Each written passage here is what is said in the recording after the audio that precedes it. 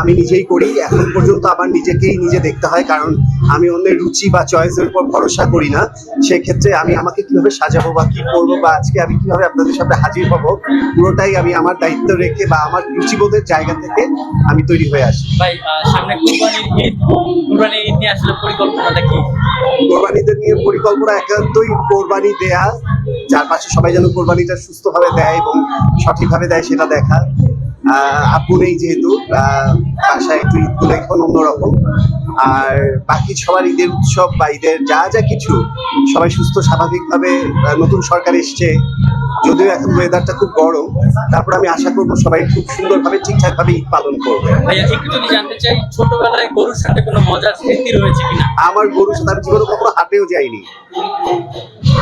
আমার ছোট ভাই যায়, ও খুব হাট পাগল এবং গরু পাগল, বাট আমি কখনো যাইনি এবং আমার হাটের বা গরুর সাথে কোনো মজার এক্সপিরিয়েন্স নাই।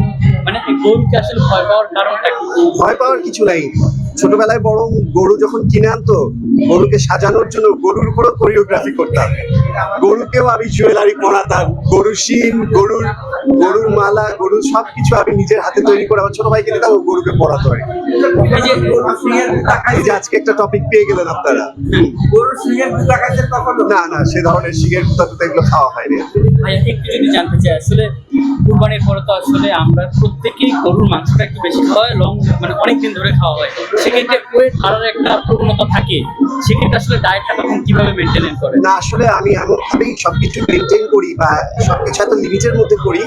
আমার সবকিছু একটা ফর্মুলা আছে, মানে প্রসেস আছে, ওটা ক্রস করি না কখনো। সুতরাং ওই মোটা হয়ে যাওয়া বা এক্সেস খেয়ে নিজেকে ওভারওয়েট করা, এটা অ্যাডলফ খানের কোনোভাবেই হবে না। অ্যাডলফ খানের তালিকায় এমন কোনো খাদ্য আছে যেটা দেখলে লোক সামলানো অসম্ভব? চটপটি।